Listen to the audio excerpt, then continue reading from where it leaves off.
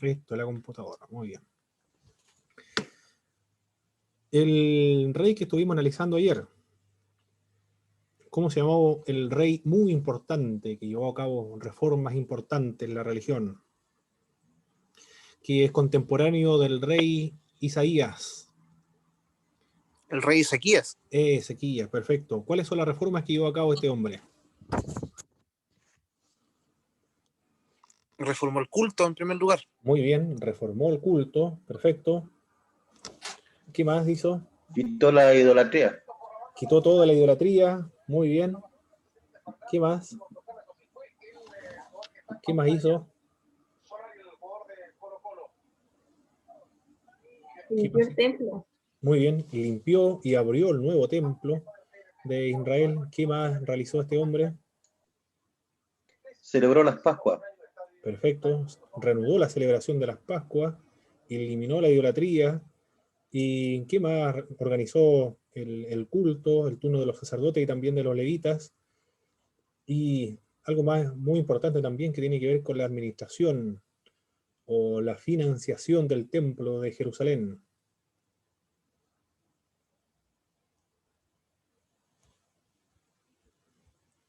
Reformó la recolección de los diezmos y también de las ofrendas. Esas fueron las reformas llevadas a cabo por este rey Ezequías.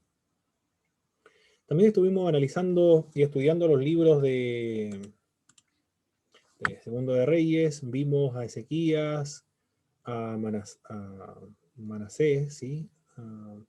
También a Amón y luego a Josías. Y evaluamos la doctrina de las maldiciones generacionales. Esta doctrina señala que los padres influyen a sus hijos de alguna manera, pero siempre analizado en términos mucho más espirituales. Es una especie de heredar a su descendiente una especie de demonio que le incentiva o le motiva a pecar. Por lo tanto, se van a replicar los mismos pecados que vienen de sus progenitores. Pero analizando la vida de estos cuatro reyes, nosotros llegamos a la conclusión y analizar también la doctrina de las maldiciones generacionales. Y ahí dijimos que no es sustentada en las Sagradas Escrituras esa doctrina, porque ahí vemos que el hijo de Ezequiel no está condicionado a replicar la santidad, la reforma, la espiritualidad, la obediencia, la voluntad de servicio a Dios, sino que hace todo lo contrario, sino que es un fanático de la idolatría y hace pasar a su hijo o lo ofrece en sacrificio a Moloch. También el mismo pecado realiza Amón, pero sin embargo hay otro hijo que es Josías, no va a continuar el pecado de sus padres y de su abuelo también, ni de Amón ni tampoco de Manasés. Ahí vemos entonces que no existe esta idea, esta doctrina nueva, es nueva también. No se enseñó, los reformadores protestantes no lo enseñaron, ni tampoco está en la tradición de la iglesia cristiana en estos 2000 años. Para analizar unas doctrinas nuevas, si es nueva, inmediatamente comenzamos a sospechar. Y si tenemos ciertas dudas, podemos verificar y confirmar lo que dijeron los protestantes, los reformadores protestantes. Si hay más dudas, entonces revisamos la historia general de la historia de la iglesia cristiana, si en algún momento alguien lo enseñó, o si fue catalogado como una herejía en algún momento. Bien, eso con respecto a las maldiciones generacionales. También, ¿cuáles fueron los cambios religiosos que se produjeron por el cautiverio babilónico?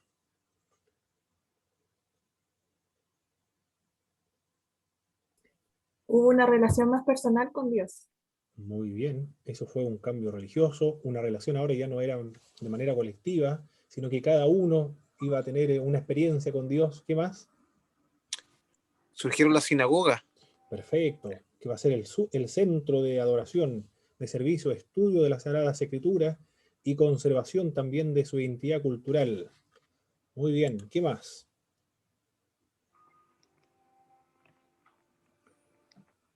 ¿Qué más ocurrió gracias al cautiverio babilónico?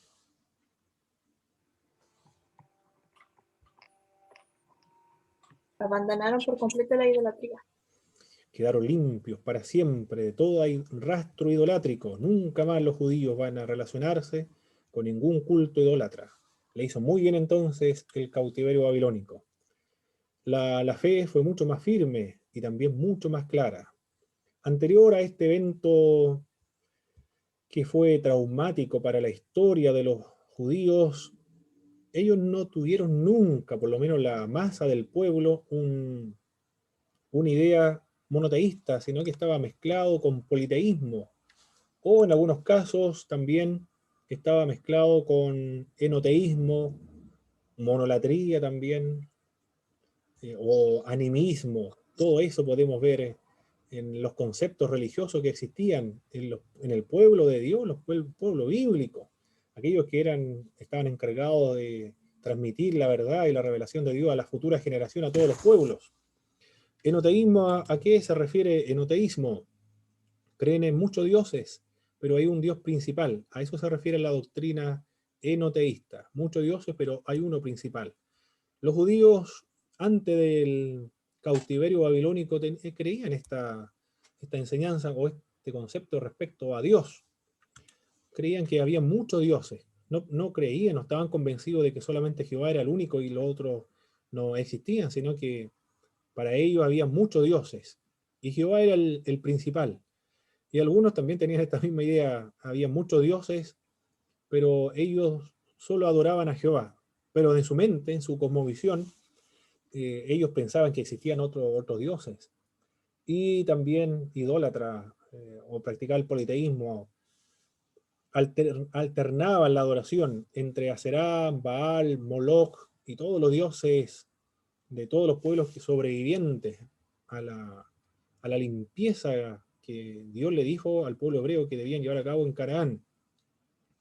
Mezclaban también, y había una especie de sincretismo religioso en el pueblo hebreo durante todo ese periodo, antes del cautiverio babilónico, porque pensaban que Jehová tenía una esposa y esa esposa era Aserá o Asera o Astarte, y juntamente con Jehová, Aserá tenían hijos, y esos hijos eran los Baales. Por lo tanto, ellos alternaban su adoración entre Aserá, Astarte y Baal, y juntamente con Dios. Pero no solamente eso, sino que rendían culto a las estrellas, al sol, a la luna y las estrellas. Practicaron la astrología. Era un sincretismo realmente extraordinario. El animismo le atribuían características divinas a elementos de la naturaleza. Todo ese sincretismo religioso, esa mezcla de religiones, estaba superviviendo, subsistiendo dentro de los judíos. Por eso que fue muy importante la destrucción. Fue una especie de una mutilación cuando está un cuerpo, una pierna o un brazo con gangrena, demanda mutilar ese brazo para que no continúe infectando todo el cuerpo. Se debe mutilar. Y es lo que precisamente hizo Dios con las tribus del norte. Las 10 tribus del norte fueron mutiladas para no seguir infectando el resto de la comunidad judía, que alternadamente o de manera intermitente los reyes de Judá eran buenos. Los otros también hicieron lo malo ante los ojos del Señor, pero algunos eran fieles, como Josías, por ejemplo, Joás también, y Ezequías, pero todos los otros no servían al Señor. Por lo tanto, fue necesario la aniquilación, la destrucción, la desaparición del reino del norte. Pero no fue suficiente, porque los del sur no aprendieron lo dramático que fue la destrucción del reino del norte. No le sirvió como modelo, como ejemplo, a pesar de las advertencias de parte de Dios por medio de los profetas y lo que hizo Dios al pueblo de Israel. Debieron haber aprendido lo de Judá, pero continuaron y persistieron ellos en seguir pecando como el pueblo, la hermana mayor del norte, el pueblo de Israel. Por eso que Dios tuvo que llevarlo al cautiverio babilónico, para limpiarlo, quitarle la idolatría. En cuanto al Nuevo Testamento, cuando Jesucristo dijo, si tu ojo te es ocasión de pecar, arráncatelo, sácatelo de tu cuerpo, porque es mejor entrar tuerto al reino de los cielos, a que todo tu cuerpo sea arrojado al infierno. Si tu mano derecha te es ocasión de caer, córtatela, porque es mejor entrar al reino de los cielos manco, mutilado, antes que todo tu cuerpo sea arrojado a la llama del infierno. Lo que estaba enseñando Jesucristo es un cambio radical. Se debe cambiar radicalmente para que nuestra naturaleza pecaminosa no nos lleve a la perdición, juntamente como ocurrió con Israel del Norte. Es decir, el cambio debe ser dramático y debe ser contundente, lo que vemos en las Sagradas Escrituras. Muy bien. Esos fueron los cambios religiosos que se produjeron, y también estudiaron mucho con más ahínco la palabra de Dios. Ahora fueron el pueblo del libro. Muy bien. Y amaron más la palabra del Señor también. Los hebreos, cuando se fueron a Babilonia, se fueron hablando el hebreo, y cuando regresan, Arameo. perfecto. Cuando se van a Babilonia, ellos son un pueblo que son agricultores, ganaderos, y ahora cuando vuelvan de vuelta, principalmente se van a caracterizar por ser comerciantes. Cuando se fueron a Israel del Norte, eran conocidos como Israel, y después cuando vuelven, ¿cómo son como conocidos este pueblo? Judíos. Judíos. Muy bien. Se fueron siendo gobernados por rey. El último rey, bueno, fue llevado cautivo. Eran gobernados por reyes, pero después cuando vuelvan van a ser gobernados principalmente por Sacerdotes. excelente, por los sacerdotes. El tema del libro de Esdras y Nehemías, ¿cuál es?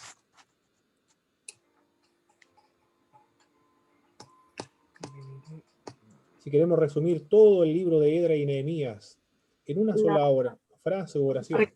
La reconstrucción del templo y las murallas de Jerusalén. Muy bien. La restauración, reorganización y reforma de Israel. Ese es el resumen del libro de Esdras y Nehemías. Restauran, reorganizan y se produce la reforma en el templo de Jerusalén y también en Israel. Excelente. Hay un hermano que está haciendo una pregunta. Hermana Priscila dice: muy bien, hermano Paulo, bendiciones. Hoy realizaré mi presentación. Que esté muy bien. Perfecto. Muy bien. Enseguida entonces va a comenzar a dar la presentación la hermana Priscila. Va a utilizar el PowerPoint, hermana Priscila, ¿verdad?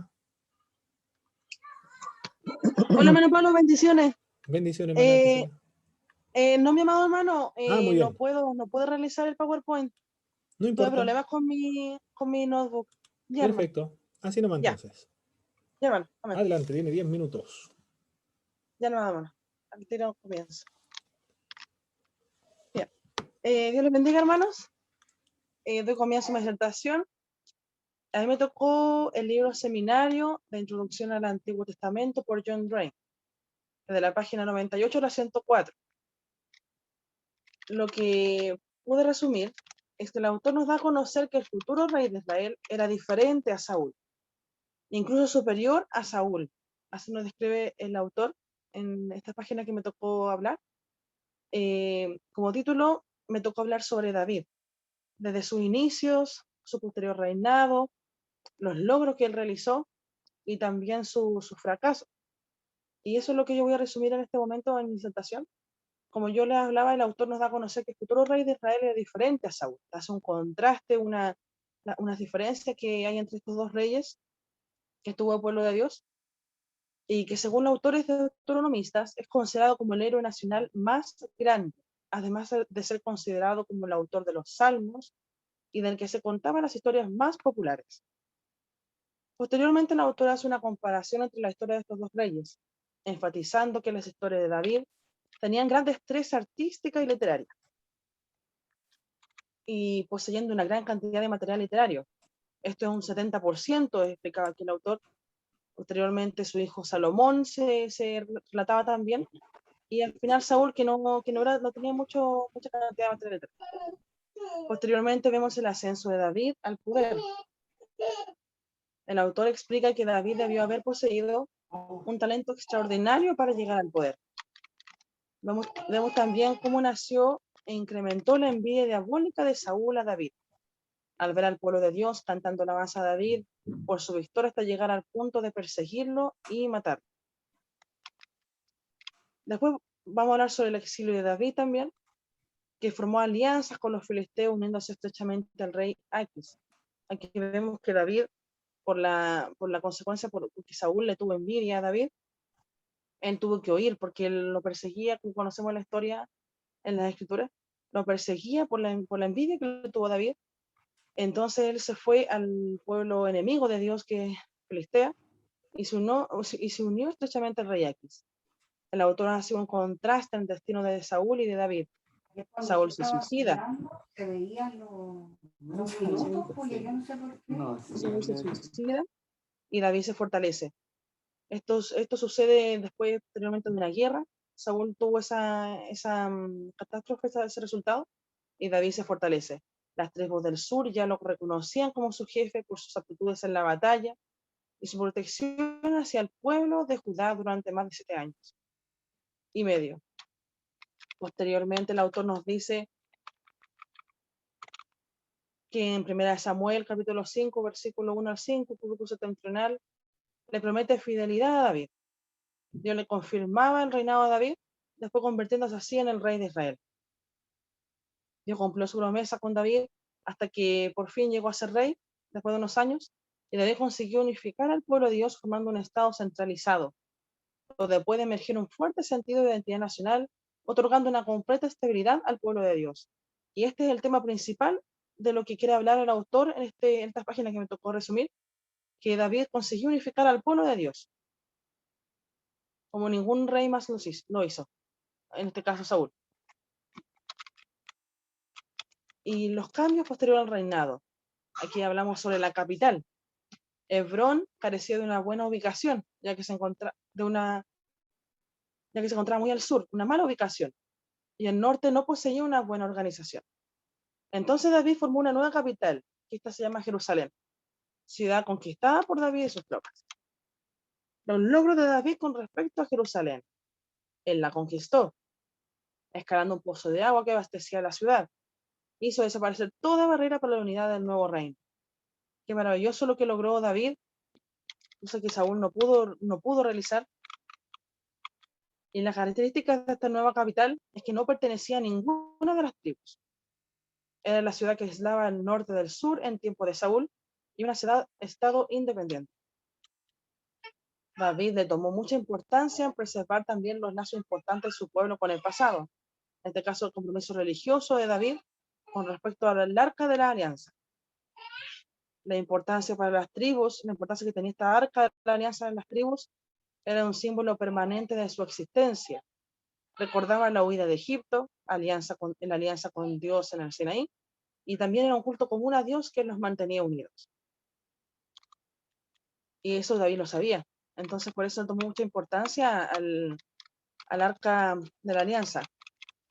Consecuencias sociales, marcó la posición de David con un sello especial de aprobación.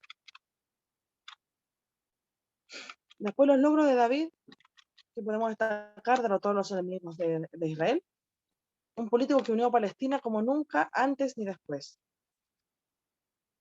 Después el autor nos relata sobre el pecado de David con Betsabé, y según los autores deuteronomistas, David seguía estando subordinado a un poder mayor que el suyo. Esto es a los valores de la alianza con Dios. Si bien estos pecados eran comunes, el autor da a conocer también que eran comunes para los reyes orientales, el autor da énfasis sobre este tema y sorprende la profunda necesidad de arrepentimiento del rey David y la clara denuncia también por el profeta Natán. Después, con los criterios de evaluación que nos exige nuestro amado hermano Pablo, las fortalezas del autor. Personalmente me sorprende la habilidad de narrar la historia de este pastor de ovejas, desde su inicio hasta llegar a ser rey, y sus posteriores triunfos y fracasos espirituales en tan solo 7 páginas. Sus debilidades me causó ruido la forma de redactar del autor, como por ejemplo en la página 98, se expresa cómo los autores deuteronomistas echaban la vista atrás. A mí me causó ruido esa palabra echaban, podría haber usado otra palabra personalmente, o también en la siguiente página cuando se refiere a Saúl que le tomó ojeriza a David. Ojeriza, la verdad que no entiendo qué podría haber, se podría haber explicado el autor con esa palabra, quizás le tomó mal a David, yo pienso que podría haber sido, eso me dejó con la duda y me causó ruido eso por parte del autor en su redacción. En cuanto a los puntos en acuerdo y desacuerdo con el autor, estoy en desacuerdo con el autor en la página 99 cuando se refiere a David en cuanto al ascenso al poder, que tenía algo especial, él da a conocer, un talento extraordinario, algo que le permitió alcanzar con rapidez un puesto tan eminente en la corte de Saúl. Así expresa el autor, un talento extraordinario. Nunca menciona aquí el poder del Espíritu Santo, la guía que le podría haber ayudado a David para el ascenso, sino que atribuye virtudes propias, personales a David para poder haber llegado al poder. En este pasaje el autor nos merita, como le digo, el poder y la guía del Espíritu Santo de Dios. Y de acuerdo, en lo que estoy de acuerdo con el autor es que David fue un gran caudillo y estratega militar, derrotando a los enemigos de Israel. Además, unificó al pueblo de Dios como nunca antes lo hubo. Como me sirvió en el ministerio, aprendí que Dios usa a todo tipo de personas, cumple lo que dice las Escrituras, se cumple lo que dice la Escritura, a los bien y menospreciados escogió Dios, lo llamó un pastor, un simple pastor de ovejas, en una situación no fácil, un lugar incómodo, frío quizás. Dios lo escogió a David dentro de todos sus hermanos, quizás que eran diferentes a él, quizás mejor en personalidad, Dios escogió a David. Y los coloca en lugares que jamás una persona pensaría estar. Él era pastor, él estaba en un lugar quizás sucio, hediondo, no saben la situación cómo podría haber estado, y jamás yo creo que se le pasó por la mente llegar a ser rey, estar en comodidades, ser enaltecido, muchas situaciones muy diferentes a su realidad como pastor. Dios sorprende cuando nos llama y nos tiene para un propósito, para un ministerio. Además, Dios cumple su propósito en nuestras vidas, cuando nos dejamos guiar por el Espíritu Santo. Bien, mi amado Pablo, esa es mi disertación. Hasta aquí. Perfecto. Muy bien, muchas gracias, hermana Priscila. De nada. Vamos a... El hermano Franco arregló el micrófono, ¿no, hermano Franco? ¿Me escucha ahora o no? Muy bien, muy bien. Voy a hacer Muy esta bien. presentación y después viene usted, porque hoy día diserta. Ok. A ver, hoy día estamos 8. Hermana Miriam después y hermano Franco. Voy a hacer una presentación y después Franco y hermana Miriam. No, hermana Miriam y después hermano Franco. Ahí va. Ahí se logra. Bien, vamos entonces a compartir aquí. Vuelvo enseguida, hermano. Voy a buscar mi reloj para ir viendo la hora, para no perderme. Vuelvo enseguida, ¿eh?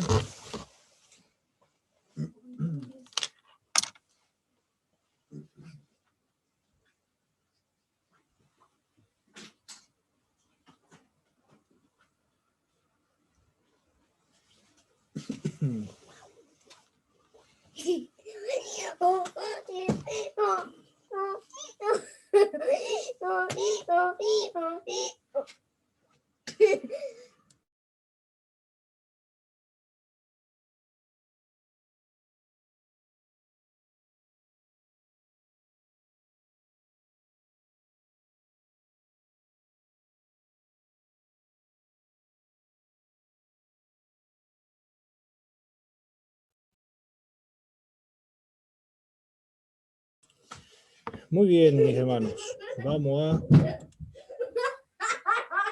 a trabajar aquí. Hay dos hermanos más esperando. ¿Quiénes son?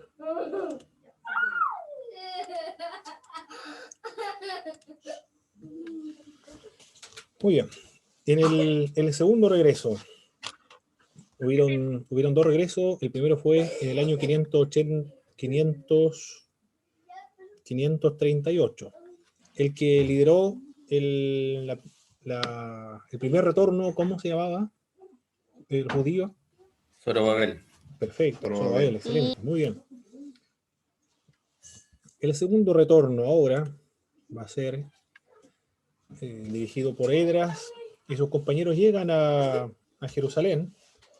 Esto está descrito en el capítulo 7 hasta el capítulo 8, verso 36. Muy bien, pasada estas cosas en el reinado de Artajerjes, rey de Persia, Edras, hijo de Seraías, era escriba, diligente en la ley de Moisés, nos dice el pasaje bíblico.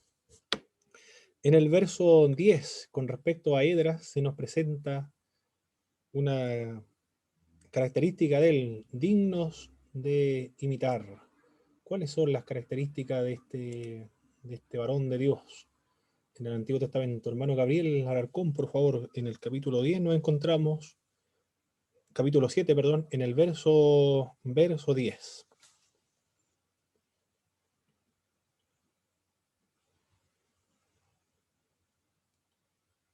Hermano Gabriel,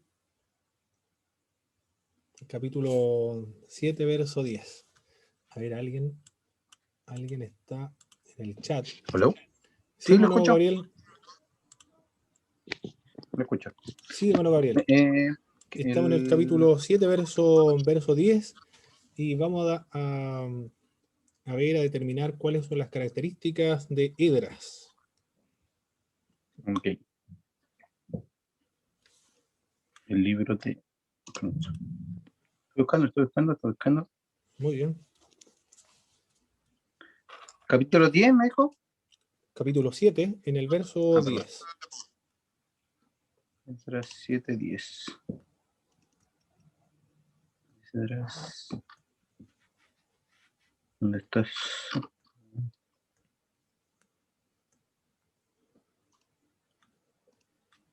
Ya. Dice así en el nombre de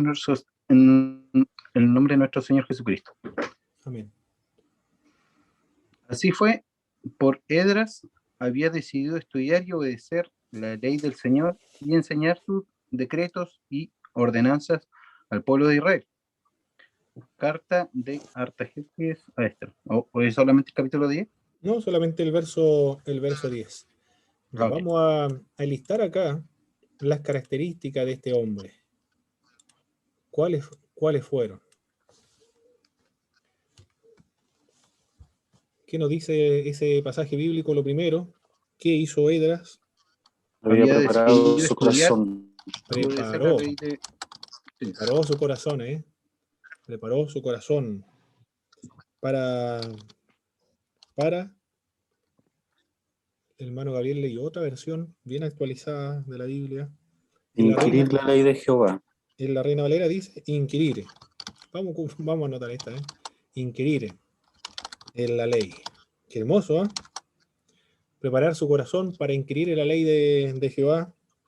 Pero no es suficiente el preparar el corazón para inquirir en la ley del Señor, sino que también algo más importante hay que hacer igual después de haber estudiado la palabra de Dios. ¿Qué hay que hacer?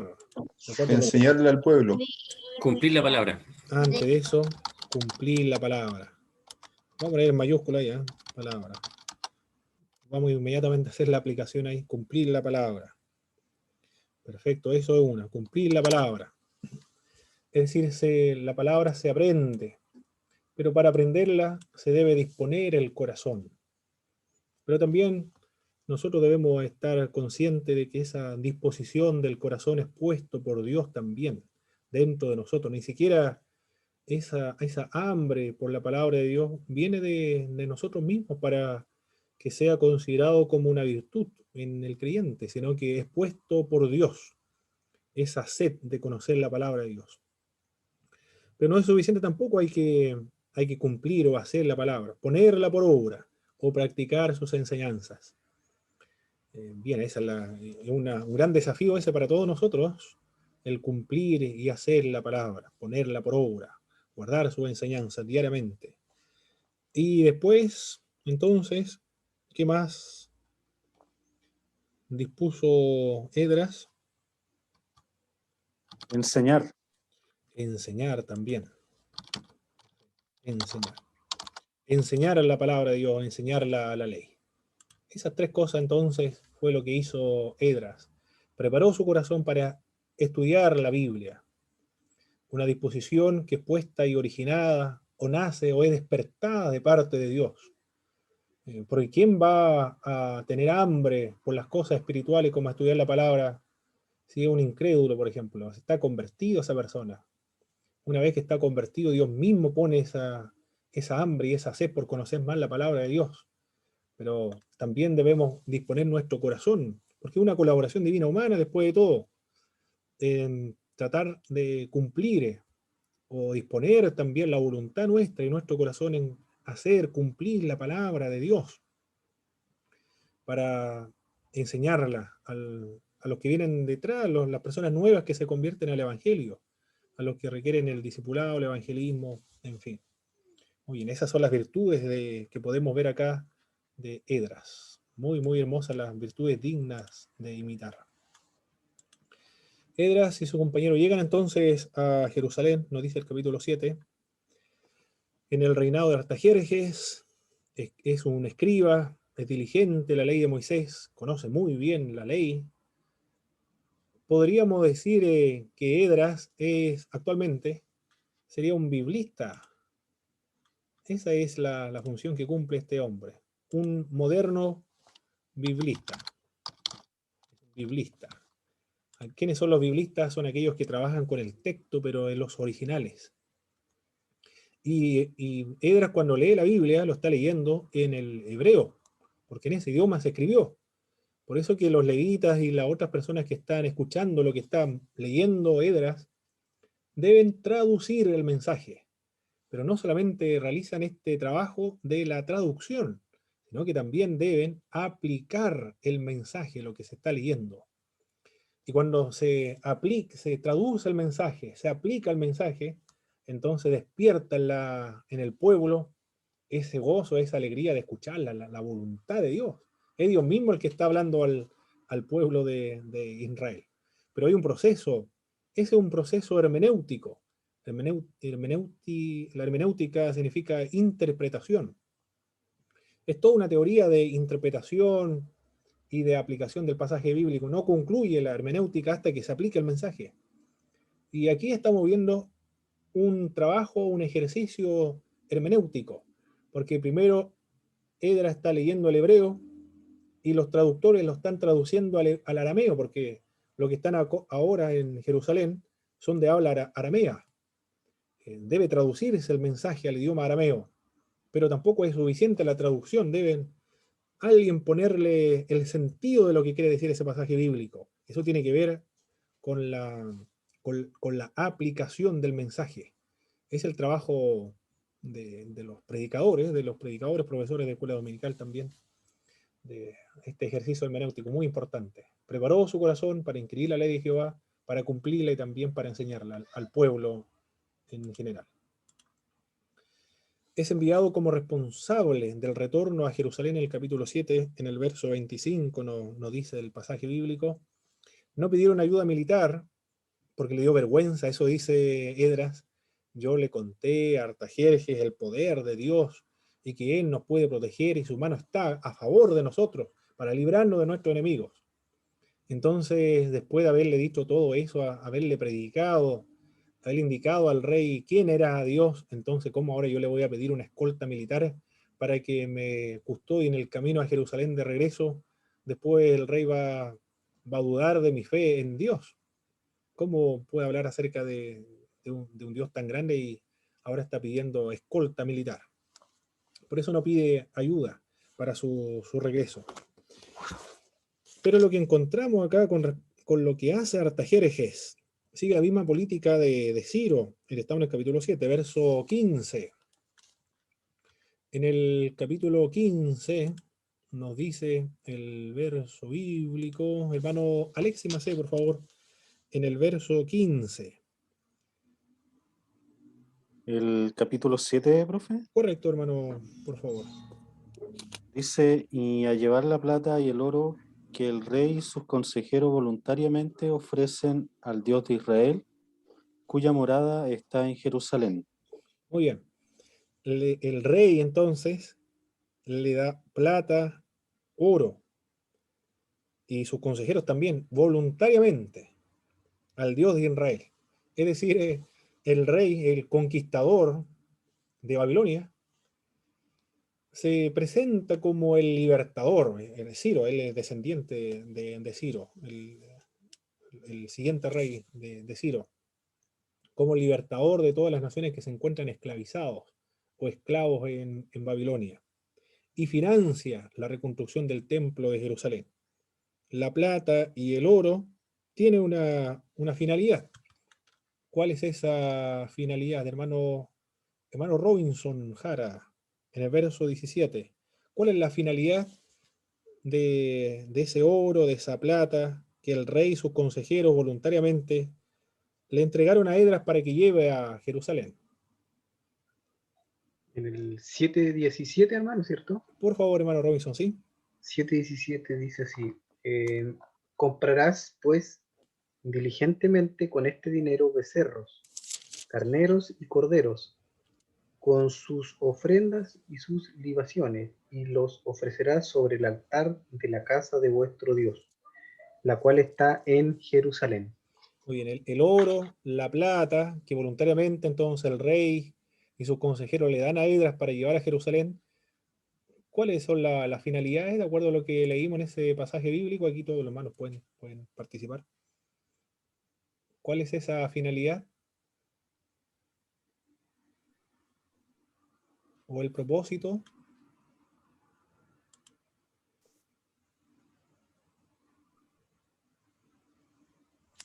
Es como ofrenda, hermano Pablo, ¿no? De ofrecer.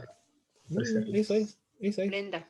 Con finalidades netamente religiosas, no es política, no es cultural, no es militar, simplemente finalidades religiosas, para que se compren becerros, carneros, y presenten sus ofrendas, sus libaciones sobre el altar de la casa del Señor, es decir, que se reactive el templo de Jerusalén y sus ritos y ceremonias y sacrificios, que se restaure la religión del pueblo hebreo.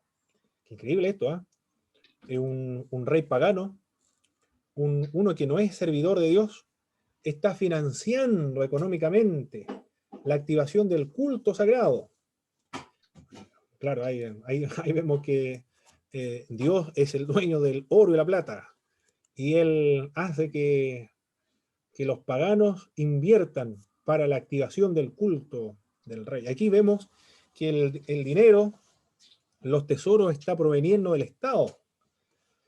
Y Edras no se va a oponer a este oro y esta plata por considerarla como profana, sino que lo acepta de buena gana porque comprende que esto es y viene de parte de Dios. Si viene un dinero de parte del Estado, entonces nosotros no podemos negarlo a ello porque vemos la mano de Dios a favor de su pueblo para activar el culto sagrado. Eso es lo que podemos interpretar nosotros de ese modo. Por lo tanto, no sería profano, un acto de incredulidad, el aceptar recursos que provengan del Estado. ¿O sí, hermanos, qué creen ustedes analizar este pasaje bíblico de Edras? Hermano Paulo. Sí, hermano Robinson. ¿Sabes? Cuando estaba leyendo esta parte, igual estaba viendo tanta amabilidad,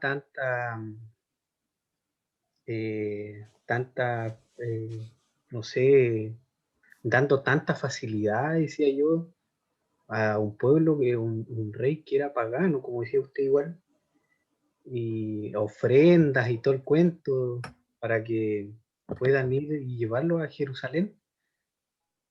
Me decía yo igual, tiene que haber visto algo acerca de obviamente de los israelitas que estaban allá, no sé, milagro, le tomó respeto, algo tuvo que haberlo motivado igual para que pueda hacer esto. Es lo que analicé por lo menos, porque así por así nomás, nadie hace algo, sino que algo tuvo que haberlo motivado, aparte de Dios que es el que pone el querer como el hacer. Muy bien. Bueno, un punto muy importante lo que usted mencionó. Acá es, en el verso 27 está la respuesta. En el verso 27 dice, bendito Jehová, aquí está orando y agradeciendo a Edras, por lo que ha hecho Artajerjes. Bendito Jehová Dios de nuestros padres, que puso tal cosa en el corazón del rey para honrar la casa de Jehová que está en Jerusalén.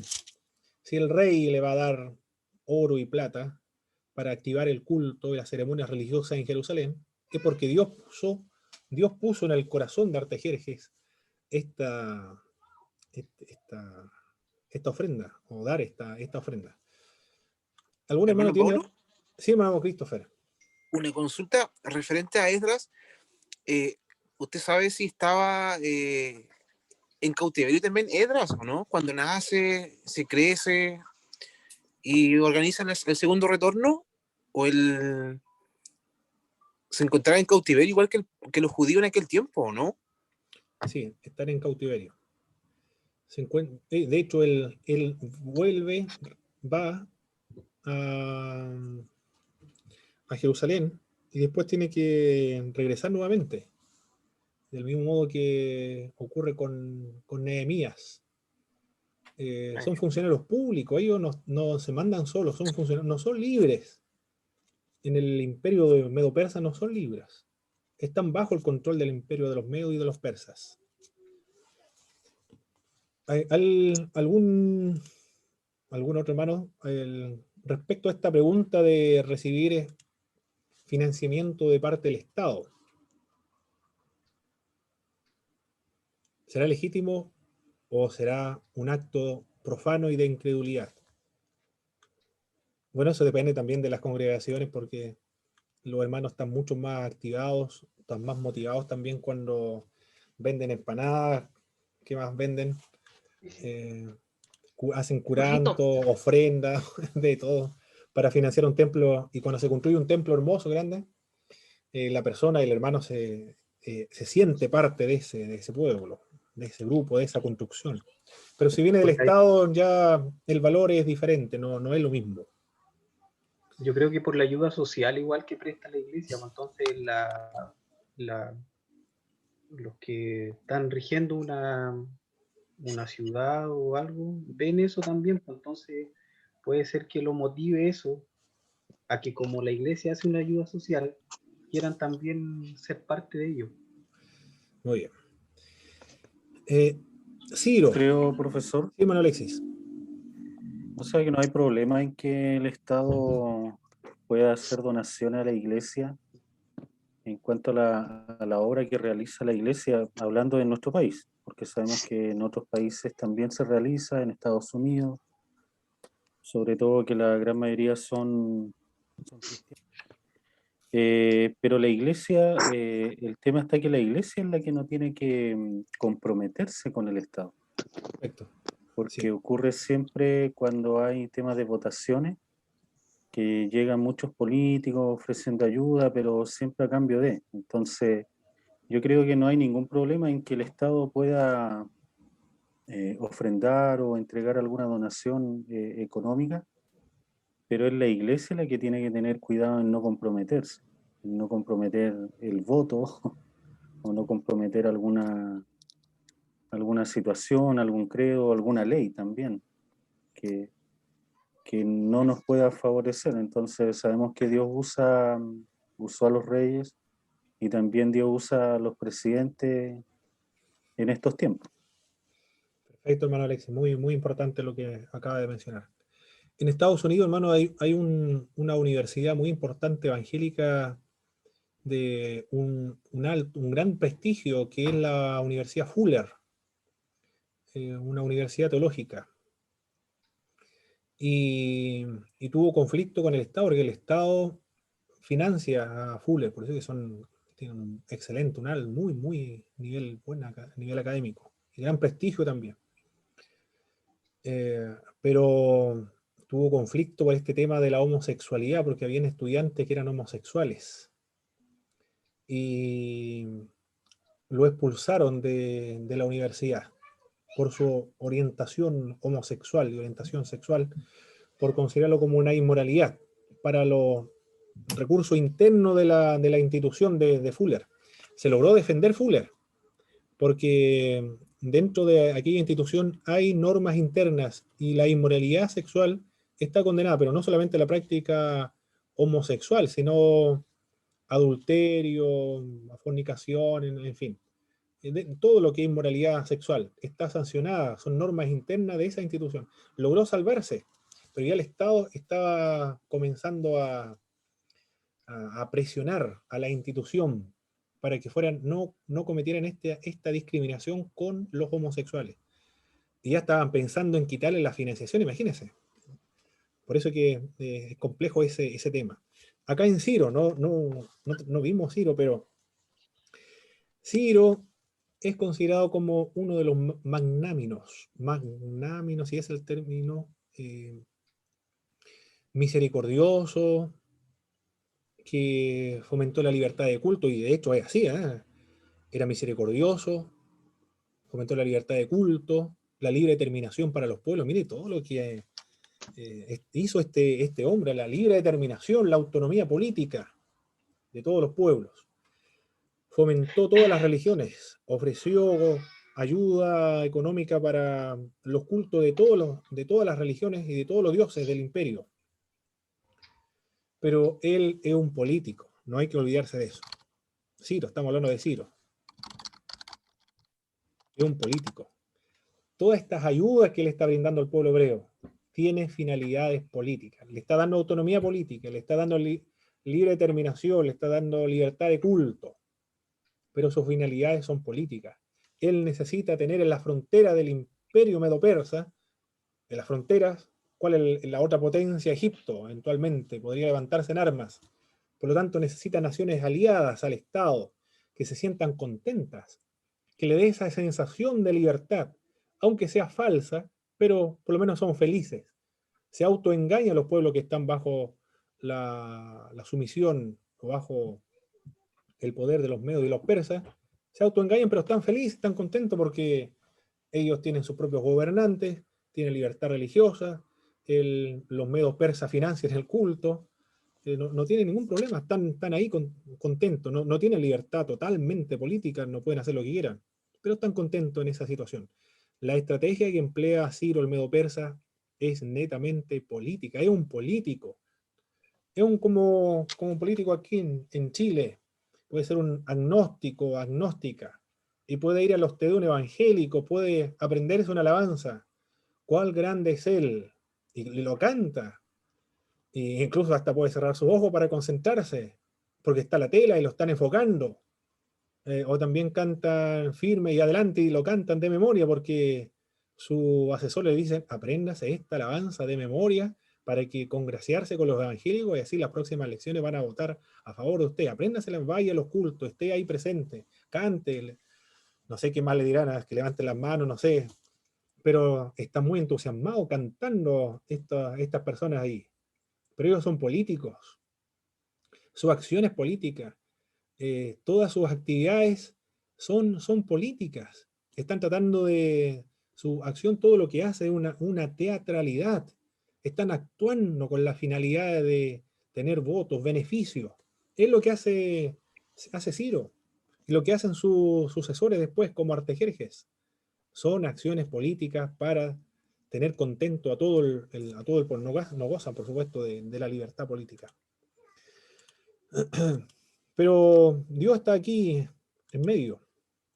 Y levantó a Ciro para que regrese a su pueblo. Por eso Dios le dice en el libro de Isaías, mi siervo, mi ungido, mi pastor, así le llama, mi siervo, mi ungido, mi pastor, lo he levantado para que haga regresar a su pueblo. Por eso la política aquí de Artajerjes es la misma de Ciro, pero siempre con motivaciones políticas. Todo lo que hacen no es con sinceridad porque está adorando a Dios, se ha convertido en la ley de Jehová, porque él va a adorar a Marduk en Babilonia y a todos los dioses del imperio lo está financiando para construir el culto sagrado. Por lo tanto, no nos debemos dejar engañar por las acciones políticas, no debemos ser ingenuos tampoco. Darío López, que es un pastor evangélico, es un teólogo de la Iglesia de Dios en Perú, fue presidente del Consejo de Pastores allá del Perú. Y él dice que los evangélicos no debemos ser ingenuos con los políticos, porque él lo invitaban, él está en ese mundo, él sabe cómo manejarse. Lo invitaba a los políticos y sabía cuándo tomarse fotografía y cuándo no tomarse fotografías con algunas personas. Cuando sabía que él estaba siendo utilizado por los políticos para tomarse una fotografía importante y luego subirla al periódico que tuviese la prensa, en televisión, entonces él enviaba a un delegado, pero él no estaba presente ahí. No era el presidente del Consejo de Pastores, sino que era un representante solamente del Consejo de Pastores del Perú. Él habla en una de sus conferencias. Darío López, muy importante, ha escrito varios libros. Da buenos consejos para saber cómo actuar en el mundo de la política, para que las iglesias evangélicas no sean usadas en este mundo. Bien, sigamos avanzando. ¿Qué es lo que hace Esdras? Hace una confesión por todos los pecados del pueblo. Recuerde que él es sacerdote, y un sacerdote es un representante del pueblo delante de Dios. Por lo tanto, él reconoce su pecado. Como representante de todo el pueblo, reconoce el pecado de todo su pueblo, se lo presenta delante de Dios. Se da cuenta que hay un problema con los matrimonios mixtos, de las personas que han regresado del cautiverio babilónico. Alguien le dice, después de que está llorando, está confesando el pecado, nos vamos entonces a divorciar de las paganas, y han tenido hijos, y también expulsan a los hijos. Muy drástica la decisión. Aquí tenemos Esdras lee la ley. Esta es, aunque no lo crean, es una imagen de una pintura que se encuentra en una sinagoga a mediados del siglo III, después de Jesucristo. Se encontró en una sinagoga. Esto está en Dura Europa, en Siria.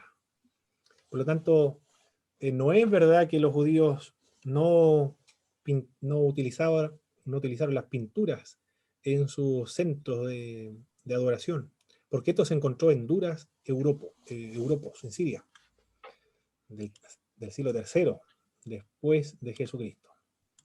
Muy bien, ahí está Esdras leyendo la ley. Después llega Nehemías.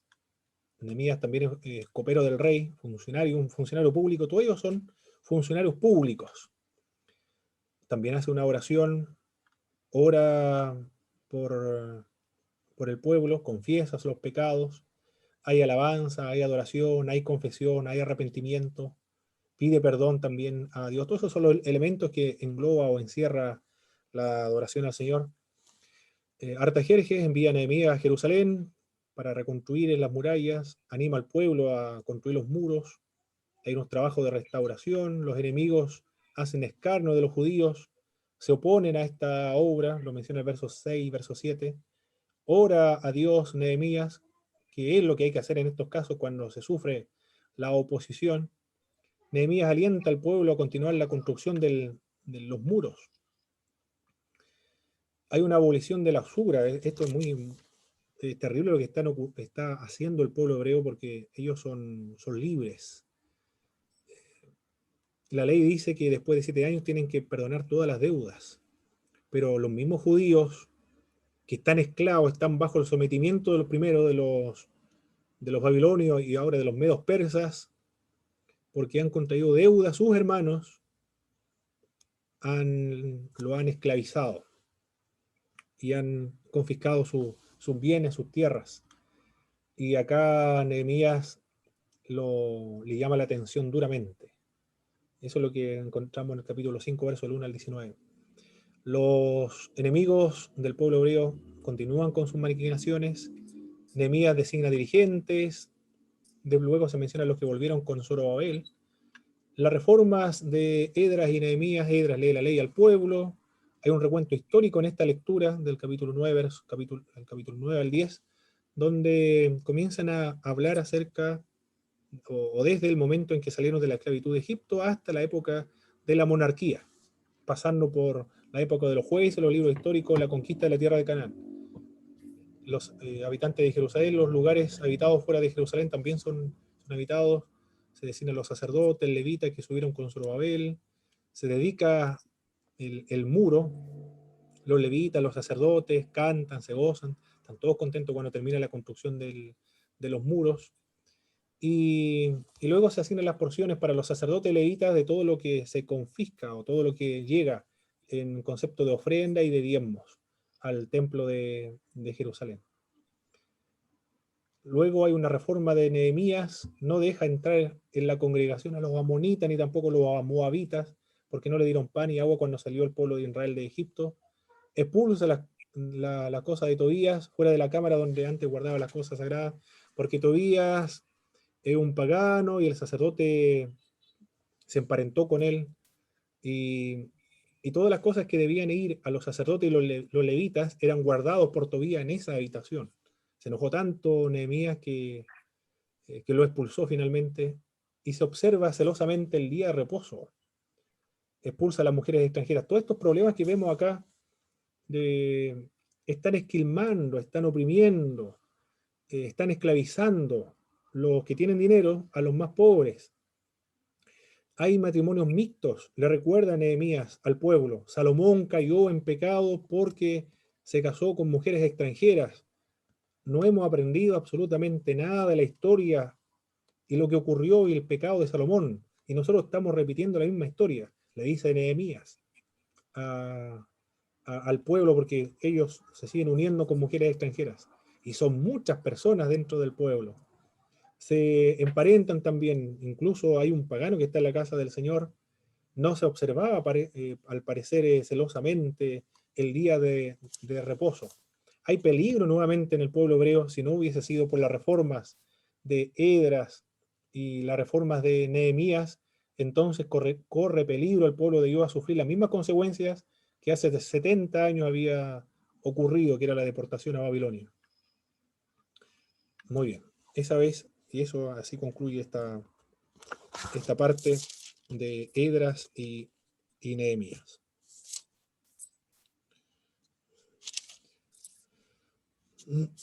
Muy bien, ahora vamos a escuchar las disertaciones entonces. ¿Quién viene primero? La hermana Miriam, parece. Hermana Miriam, ¿va a utilizar el PowerPoint, hermana Miriam? Sí, hermano, ¿me escucha? Fuerte y claro. Ya. Ya es la hospedadora. Adelante, 10 minutos, hermana Miriam.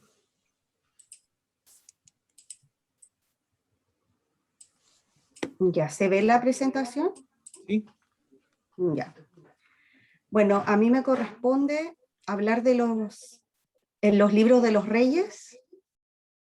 ¿Qué cosa? Ahí, ya. Me toca el reino de Judá de las páginas 116 a las 119. Bueno, luego de la caída de Samaria y la deportación de sus ciudadanos a Siria en el año 722 a.C., la historia en el reino del sur continuó de manera alternada entre manifestaciones de fidelidad al pacto, compromisos con la revelación divina, expresiones de infidelidad y rebeldía ante Dios. De esta forma, el nombre de Israel comenzó a identificarse como reino del sur. En cuanto a las reformas religiosas, se pueden destacar dos reyes. El rey Ezequías, que tuvo como contraparte religiosa al profeta Isaías, que se caracterizó por su capacidad para reorganizar el gobierno, librarse de manera milagrosa de la invasión de Sennacherib, y también se destaca por su oración intensa solicitando misericordia divina al saber que iba a morir. Luego se destaca el rey Josías, que se destaca por su decisión de tener una reforma religiosa luego que encontrara abandonado en el templo el libro de la ley del Señor. Y también recibió apoyo religioso de algunos profetas, incluyendo al profeta Jeremías. Luego el mundo de la política internacional del Oriente Medio también se vio afectado por el crecimiento del imperio babilónico, destrucción de la ciudad de Nínive, y luego se estableció un nuevo imperio y el reino de Judá fue invadido en 3 ocasiones. La primera invasión fue bajo el reinado del rey Joacim, la segunda invasión, la deportación del rey Joacim a Babilonia y la destrucción del reino del sur, que marcó un hito histórico para el pueblo de Israel, implicó la destrucción del templo y el exilio de sus ciudadanos.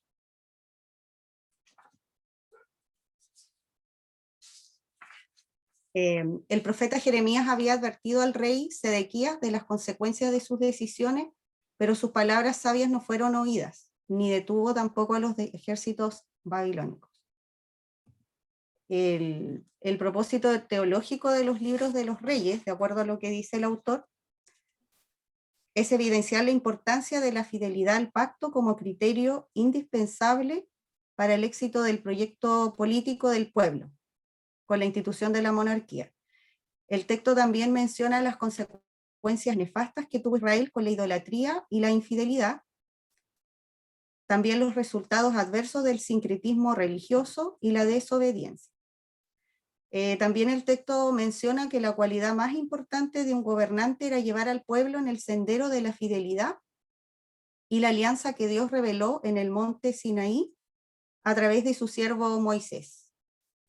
Se destacan dos reyes que constituyen los paradigmas de las acciones de estos monarcas. Está el rey David, que representa a la palabra divina, el rey Jeroboam, que es símbolo de la impiedad y la rebeldía. La evaluación de cada monarca se articula en relación a estos dos reyes. Solo unos pocos reyes son descritos con virtud, Ezequías y Josías, pues solamente ellos intentaron regresar al pueblo a las sendas antiguas. También al evaluar las implicancias teológicas de los libros de los reyes, está el concepto de Dios como rey. Ya esta teología de Dios como rey estuvo presente en la mente de los profetas y los redactores de los libros de los reyes.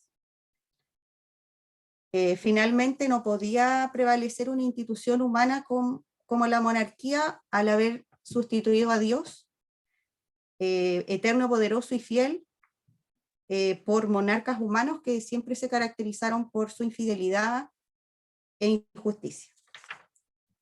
En cuanto a las fortalezas del libro, se destaca por ser un texto que presenta más bien una interpretación resumida para los lectores, ¿ya? Y en cuanto a las debilidades, en lo personal a mí el texto no me gustó porque cuesta comprender mucho lo que el autor señala, no ahonda, no especifica mayores detalles, lo que no permite claramente lo que señala el autor, ¿ya? Encontré que era el libro presenta una interpretación poco detallada en comparación a los libros históricos del autor Pablo Hoff, por ejemplo. Y las enseñanzas para el ministerio, destacar siempre la fidelidad de Dios, que a pesar de nuestras infidelidades, Él siempre permanece fiel, así como el pueblo de Israel se caracterizó por sus reiteradas desobediencias, Dios siempre se mantuvo fiel. Y también destacar que Dios siempre es soberano, el plan de Dios se va a cumplir en cada uno de nosotros, porque el plan de Dios siempre triunfa a pesar de todas las vicisitudes que sufre su pueblo, a pesar de la oposición de sus enemigos y del fracaso humano. Esa sería mi presentación, hermano. Perfecto, muchas gracias, hermana Miriam. Bien, me gustó la última parte que comentó, a pesar del fracaso humano. Sí, del fracaso humano, sí.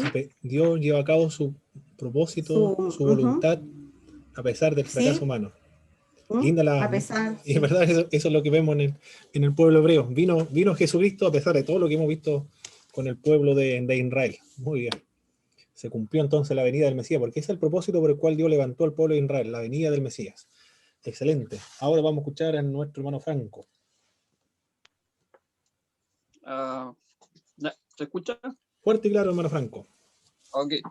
Ya, yo, me tocó hablar sobre las páginas del libro de Samuel Pagán, del libro histórico, ya específicamente generalidades de lo que es el texto de Esdras y Nehemías, ¿ya?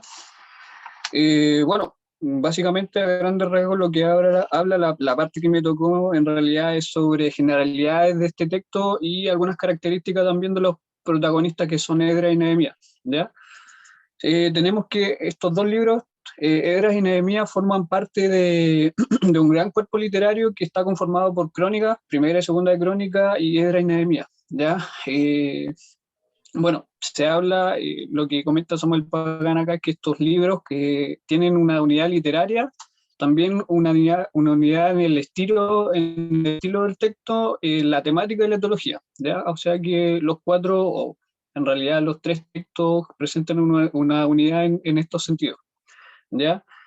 La finalidad de la obra tiene como fin presentar la interpretación teológica de la historia del pueblo judío desde la época prehistórica, comenzando desde Adán hasta el periodo post-exílico, ¿ya? Que es cuando retornan a Jerusalén después de la diáspora, cuando se tuvieron que dispersar o estuvieron en cautiverio babilónico, ¿ya? A ver, avanzando. Ya, bueno, en cuanto a la relación que existe, o más que nada la interpretación del autor que genera Samuel Pagán en este caso, se habla de que en la época rabínica se tiene la tradición de que el autor de estos libros fue Esdras, ya como escriba. Bueno, con el paso del tiempo también y los análisis a los que son sometidos, los análisis críticos a los que son sometidos estos textos, también se vuelve a recalcar que existe una unidad literaria y teológica, y que se habla también de que si no fue solamente Esdras el único autor, pudo haber habido otro coautor que también era de la misma escuela rabínica o judía que Esdras, ¿ya? O de la misma época. ¿Ya? Como fecha se menciona que posiblemente la redacción final de este libro fue entre el año 450 y 400 antes de Cristo. ¿Ya? Bueno, también se mencionan algunos fundamentos que afirman la unidad literaria de la obra, tomando en cuenta que menciona acá el autor que la obra manifiesta unidad de vocabulario, manifiesta unidad en cuanto al estilo literario, también presenta analogías gramaticales, sintácticas y redaccionales que tienen similitud a lo largo de todas las obras, que son Crónica, Esdras y Nehemías, ¿ya? Hay similitud en el uso de las fuentes bíblicas y extras bíblicas que se utilizaron para redactar el texto, y también, bueno, existen temas y bloques literarios que son duplicados en toda la obra. Hablando como obra, esto se menciona como obra cronista, a lo que es Crónica, Esdras y Nehemías, ¿ya? Entonces, el autor menciona que, por ejemplo, hay algunos segmentos que se mencionan en Crónicas, Primera de Crónicas, y también se vuelven a repetir en Esdras, y también en Nehemías, ¿ya? Entonces se habla que hay una continuidad narrativa entre estos tres libros, y bueno, también fue sometido a algunas dudas con respecto a estudios contemporáneos. Algunos estudiosos han puesto en duda, en tela de duda también lo que es la unidad literaria, ¿ya? Pero aquí Samuel Pagán saca como conclusión que estos análisis que ponen en duda la unidad literaria del texto no son tan convincentes como para tomarlo en cuenta, y él dice que prefiere tener el pensamiento tradicional de que fue un solo autor y que estos textos sí conservan una unidad literaria. Ya en resumidas cuentas rechaza los análisis o las dudas que se ponen en juego en este caso con los libros. El propósito de las crónicas, de la obra cronista, es presentar la historia del pueblo desde una perspectiva teológica, ¿ya? Bueno, la finalidad fue reflexionar sobre las vivencias nacionales y sacar algunas conclusiones éticas, morales y espirituales de las experiencias que vivió el pueblo de Israel desde, como se menciona, desde los comienzos de la historia de este pueblo hasta la época que estaban cursando, que era el periodo post-exílico, con el fin de poder aprender de todos esos errores, toda esa desobediencia, y tener también un aprendizaje para no volver a cometer los mismos errores. ¿Ya? Entonces el objetivo teológico es más que nada hacer un recuento de todos los errores que cometió el pueblo, más que nada para que se presenten al pueblo y ellos puedan entender cuáles fueron los errores que se cometieron, ¿ya? Y bueno, acá se menciona también que aunque ya había acabado el periodo de la monarquía, no existía un rey que fue puesto por Dios para que gobierne al pueblo, sino que estaban sometidos también bajo el dominio del imperio persa. Se deja muy en claro que la obra de Dios todavía sigue, o sea, Dios sigue al control de esta situación, a pesar de que ellos están bajo un dominio que es el imperio persa todavía. Ellos, lo que quiere demostrar el texto en este caso es que Dios sigue aún teniendo el control, aunque no tengan los reyes que tenían anteriormente, ¿ya? En cuanto a características de los protagonistas, que son Esdras y Nehemías, bueno, ambos libros respectivamente hablan de las contribuciones que tuvo Esdras en su libro y también de la contribución que hizo Nehemías en su libro, ¿ya?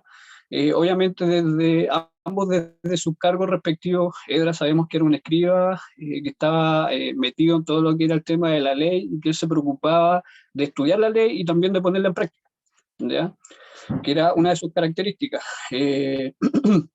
Bueno, ellos estuvieron presentes, Esdras y Nehemías, en el proceso de la consolidación de la sociedad judía post-exílica, o sea, cuando volvieron a Judea y Jerusalén, ya estuvieron presentes en la reconstrucción del templo, la reconstrucción de la ciudad, en la reconstrucción del culto y de todo el tema sociopolítico y religioso que contempló todo ese retorno, ¿ya?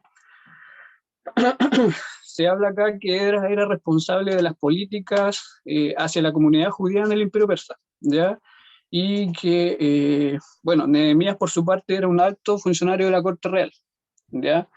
Que, bueno, posteriormente recibió el título de ser gobernador de Judá, hablando de Nehemías, ¿ya? En cuanto a Esdras, el autor acá menciona algunas características que él considera que eran importantes en cuanto al papel de sacerdote escriba que él tenía, ¿ya? Menciona principalmente que, bueno, por su genealogía se relacionaba directamente con Aarón, ¿ya? Y que, bueno, el escriba jugaba un papel muy importante en los imperios, no solamente en el imperio, o sea, en el pueblo de Israel, sino también, por ejemplo, en el imperio persa, en el imperio egipcio, en el babilonio. Los escribas jugaban un papel profesional, por así decirlo, porque cumplían un rol muy importante de ir escribiendo todas las memorias de los gobiernos y los acontecimientos importantes que acontecían en la historia de los pueblos, ¿ya?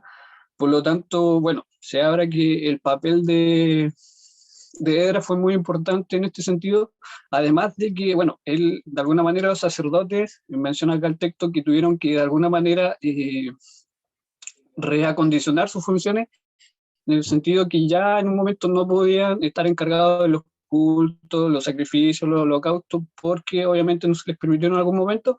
Por lo tanto, ellos se dedicaron a desarrollar habilidades literarias y al estudio sistemático de la ley, ya que fue en este caso el caso, o sea, el papel que jugó Esdras, ¿ya? Y bueno, en cuanto a las obras de Esdras y Nehemías, bueno, se habla que originalmente, posiblemente fueron obras independientes, pero que el canon, bueno, que el cronista, en realidad la persona, el autor, las quiso unir porque existía una relación literaria y también histórica en los textos o en el contenido que tenían los textos, ¿ya? Bueno, la Septuaginta dividió la obra en dos, ¿ya? Esdras y Nehemías las dividió las colocó por separado en su canon, ¿ya? Siendo el orden primero de Crónicas, después Esdras y después Nehemías, a diferencia del canon hebreo que tenía primero Esdras, Nehemías y después Crónicas, ya que es un pequeño detalle. El lenguaje o el idioma en el que fue escrito fue bilingüe, ¿ya? Contenían parte del texto en hebreo, pero también en arameo, ¿ya? Esto principalmente da alguna luz da luz del periodo en el que fue escrito el libro, que habla principalmente o apunta a lo que es el periodo post-exilio. ¿Ya? Y es por algunos problemas cronológicos que existen en algunas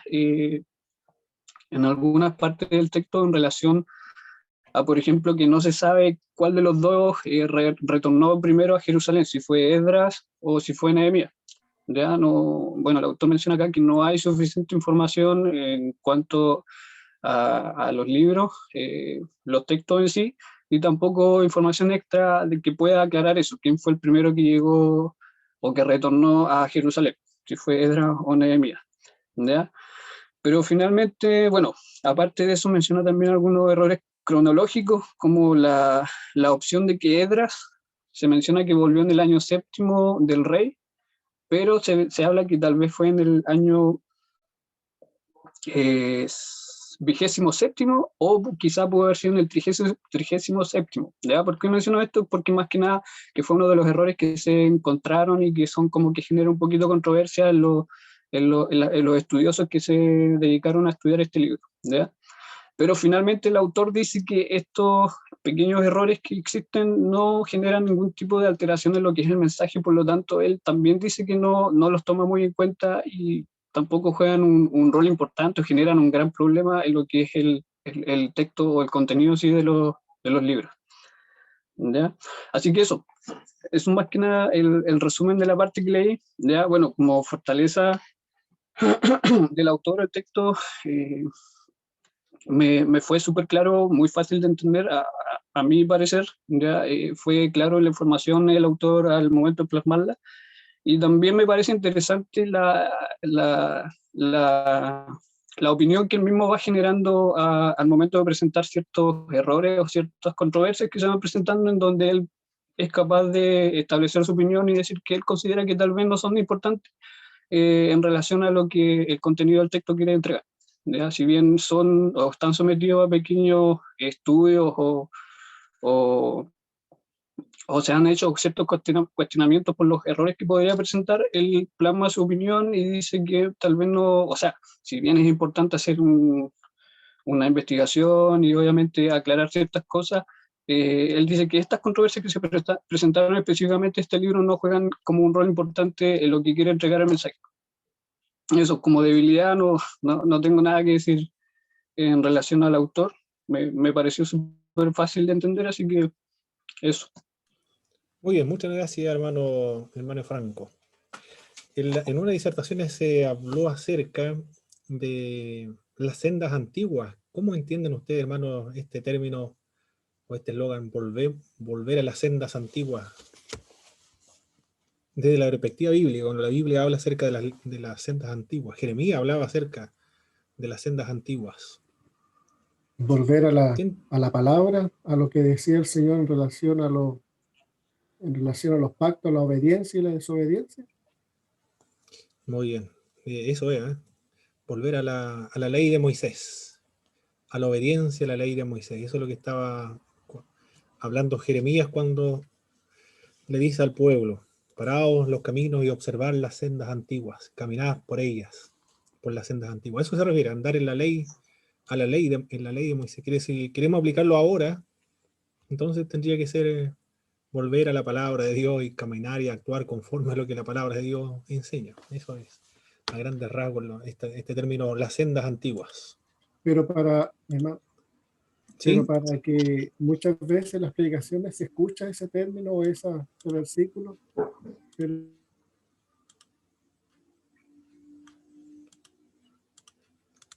Sí, hermano Jaime, quedó sin... Ahora sí. Ahora sí. Ya. Disculpe. Yo creo que cuando se hace estos versículos y se escuchan las predicaciones para que la iglesia pueda entender, volver a la senda antigua, tiene que haber una enseñanza en relación al Antiguo Testamento, en relación a la ley de Moisés, en la obediencia y la desobediencia, poner los dos parámetros, para que la iglesia pueda entender y ahí entender conforme a la palabra de Dios. Porque muchas veces se dice volver a la senda antigua, pero lo malinterpreta. Muy bien. Sí, no queda claro muy bien a qué se refiere. Si lo queremos aplicar hoy es volver a la palabra y obedecer, andar en la palabra o la voluntad de Dios. Muy bien, el libro de Esther, entonces, hermanos, ahora nos encontramos en el periodo de los Medos y los Persas. El primer imperio relacionado con el pueblo hebreo fueron los asirios, el segundo fueron los babilonios El tercero van a ser los medos y los persas. En el periodo intertestamentario van a ser los griegos. Y luego en el siglo I, en la época de Cristo, el Imperio Romano. Después van a venir los musulmanes sobre Israel. Después van a venir los bizantinos. Después los turcos. Las cruzadas, también vinieron los del occidente, las cruzadas, asesinando a todos los cristianos. Cristianos asesinando a cristianos, ¿eh? En la Edad Media, en la época de las cruzadas. Después vinieron los europeos, los británicos, por aquellas tierras, hasta que finalmente lograron la independencia en el siglo XIX. Y en esta época nos encontramos bajo el gobierno de los medos y de los persas, un pueblo misericordioso, la política misericordiosa, política de repatriación, que todos los pueblos que se encuentran en Babilonia vuelvan nuevamente a sus tierras respectivas, de libertad de culto, también autodeterminación o libre determinación, que se gobiernen a sí mismos. Es una especie de autogobierno, pero no total. No es una independencia política, sino una libre determinación. Y en este contexto se escribe este libro de Esther. No menciona el nombre de Dios, pero Dios está en cada una de sus páginas. Se puede ver la mano de Dios, la providencia de Dios, y la muerte de los padres de Esther, y que va a ser enseñado, va a ser protegido, su primo lo va a adoptar. Es hermosa, de buen parecer.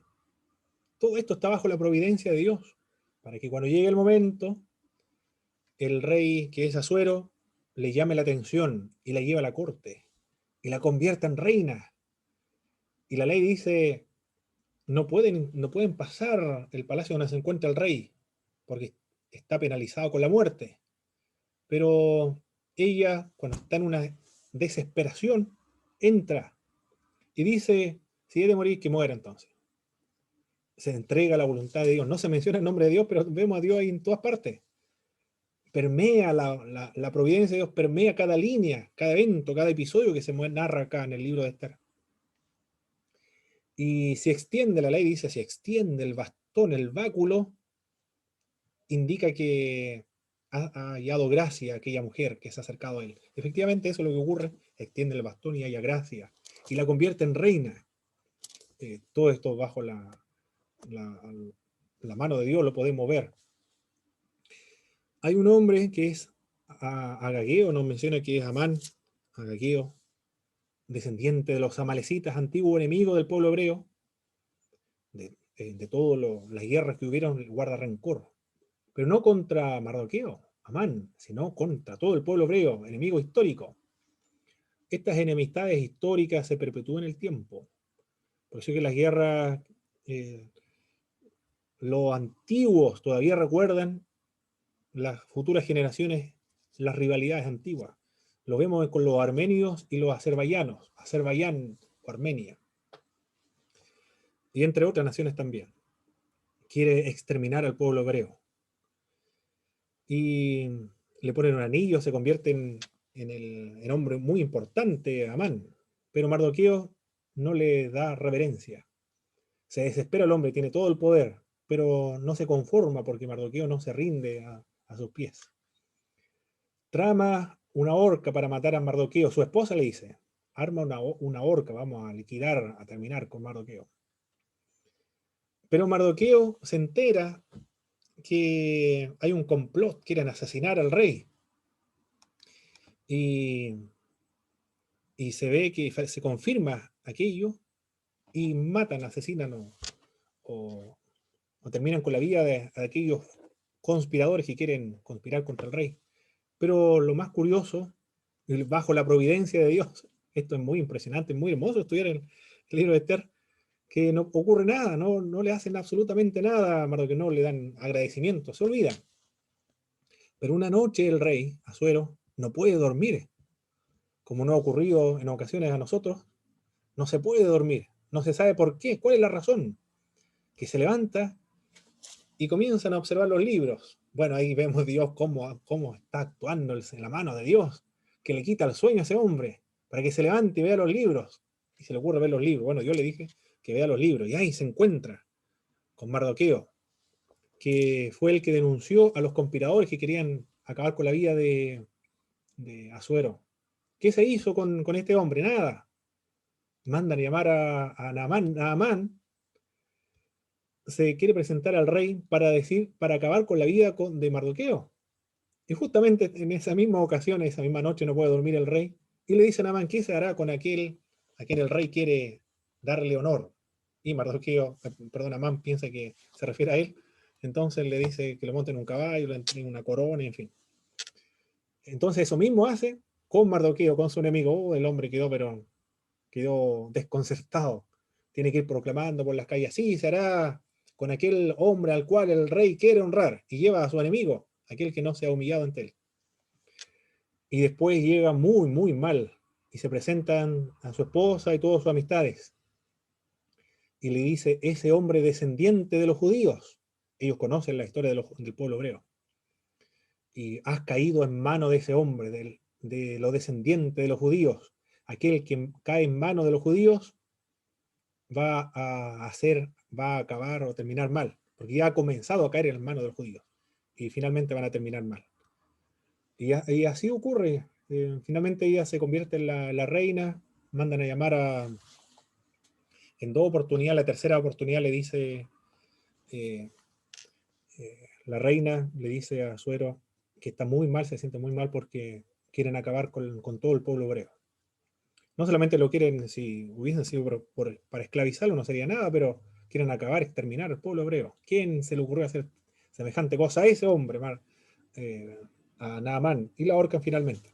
Ahí vemos la mano de Dios. En todas esas secciones también, en la otra sección es cuando Mardoqueo dice, si tú no nos ayudas a nosotros, la liberación vendrá de cualquier otra parte. Está hablando acerca de Dios ahí. Ayunan y claman, pero ¿claman a quién? No se menciona el nombre de Dios. ¿A quién están clamando? ¿A quién dirigen la oración? ¿Por quién están ayunando? Están ayunando a Dios. Eso es lo que encontramos en este libro, en el hermoso libro de Esther. No se menciona el nombre de Dios, pero uno queda encantado y maravillado cómo Dios conduce en el silencio, como tras bambalinas, no se exhibe como en la época del profeta Elías cuando hace caer el fuego del cielo. Ni se menciona, pero está detrás, llevando a cabo los acontecimientos históricos. Ni siquiera deja dormir a un rey para levantar a un ser humano como a Mardoqueo. Es extraordinario la historia del libro de Esther. Y ahí nace la fiesta de Purim, de la suerte, donde se echó suerte sobre el pueblo hebreo. Muy bien, vamos a finalizar entonces, mis hermanos, con una oración.